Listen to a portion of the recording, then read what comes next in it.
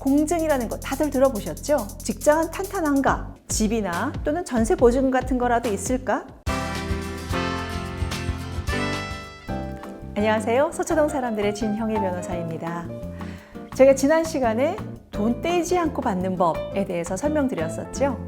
그런데 돈 떼지 않는 법에 대해서뿐 아니라 만약에 돈을 그럼에도 불구하고 차용증도 잘 썼고 내용도 잘 썼고 또 이걸 사필로까지 잘 받았는데 그럼에도 불구하고 돈을 못 받았어요.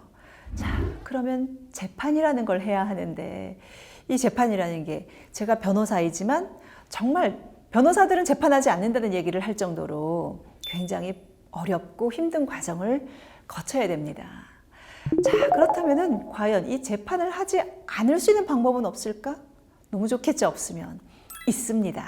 바로 그게 공증에 있는 하나의 제도를 이용하는 것인데요.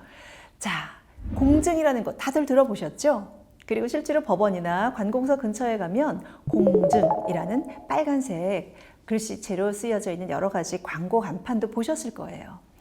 일반적으로 공증은요, 여러 가지 그냥 서류가 이게 공적으로 증명을 한다는 뜻의 의미입니다만 이 차용증에 대한 공증이라는 건 조금 달라요.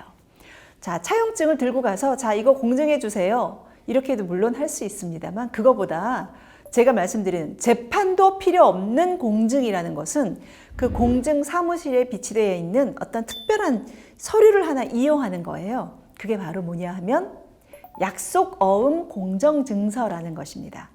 또는 또 다른 하나의 제도가 있는데 돈을 빌려준다는 것을 법적으로는요, 소비대차라고 해요.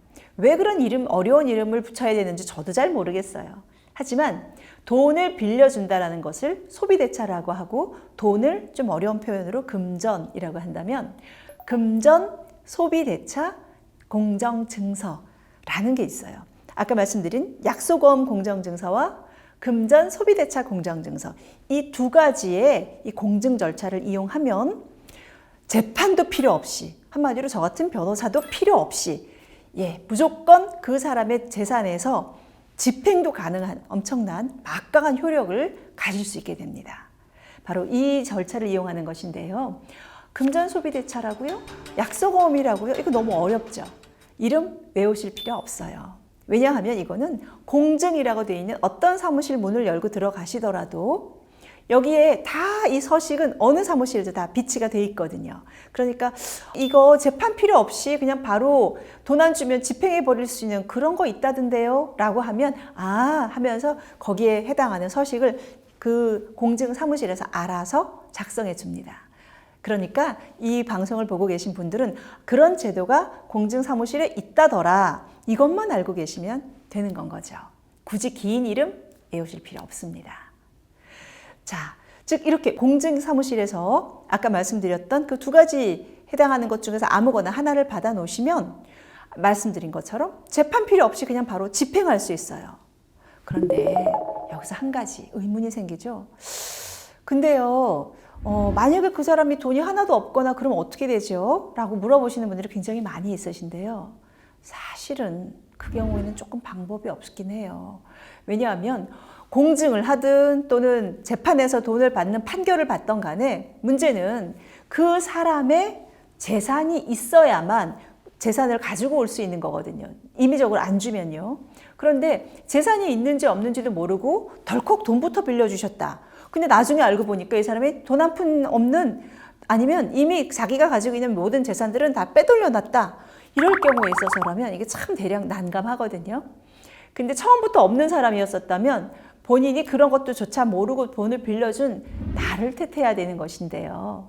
만약에 그게 아니라 중간에 돈을 빼돌려 놨다 라고 한다면 이거는 일단 형사로 사기죄로 고소하셔야 됩니다. 제가 예전에 한번 설명드렸었을 거예요. 형사에서의 사기는 처벌을 받느냐 안 받느냐의 문제이기 때문에 사실은 민사에서 돈을 받느냐 받을 수 없느냐 이 문제와는 좀 달라요. 그렇기 때문에 일단 형사의 사기로 고소를 하시게 되면 많은 경우는 사실은 사기가 아닌 경우라 하더라도 일단은 경찰이나 검찰에서 합의를 해오라고, 즉 돈을 받을 수 있는 기회를 먼저 부여해 주는 경우가 대부분입니다. 그렇기 때문에 비록 형사로서 사기죄가 되지는 않는다 하더라도 일단 생각해 보세요. 경찰서에서 오라가라 하지요. 또 검사가 사기로 너 이거 돈 안 갚으면 사기죄로 처벌하겠다. 뭐 이런 수사 과정에서 이런 얘기 들으면 웬만한 사람들 같은 경우는 심장이 쫄깃거리셔라도 돈을 갚지 않겠어요? 그렇기 때문에 돈을 빌려주기 전에 제일 먼저 조사를 해보셔야 될 게 이 사람이 직장은 탄탄한가? 또는 이 사람이 가지고 있는 집이나 또는 전세 보증금 같은 거라도 있을까? 그것조차 없다면 최소한 차 또는 이 사람이 가지고 있는 다른 무슨 재산은 있나? 라고 하고 돈을 빌려주기 전에 한번 물어보셔야 돼요. 근데 만약에 그런 게 하나도 없다. 그러면 진짜 고민되시겠죠? 이럴 때 있어서는 아까 제가 지난주에 말씀드렸던 그 사람이 이야기하는 돈이 아닌 내가 마련할 수 있는 정도 수준에서 한 1, 20% 정도의 돈을 그냥 주신다 생각하고 물론 말로는 빌려주십시오. 그러면 돈도 돌아오고 사람도 돌아오지요.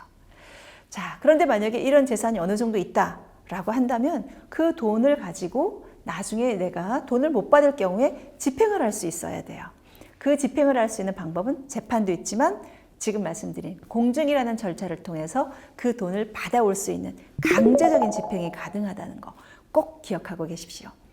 이러면 적어도 돈을 떼이지 않고 잘 받을 수 있는 확률이 80%는 된다라고 생각하시면 됩니다. 공증을 빌려준 사람이 받는 건가요? 네, 빌려가는 사람이 받는 건가요? 자, 공증을 받을 때는요, 돈을 받을 사람과 돈을 빌려가는 사람 둘이 같이 원래는 한 공증사무소에 같이 가는 것이 원칙이기는 합니다.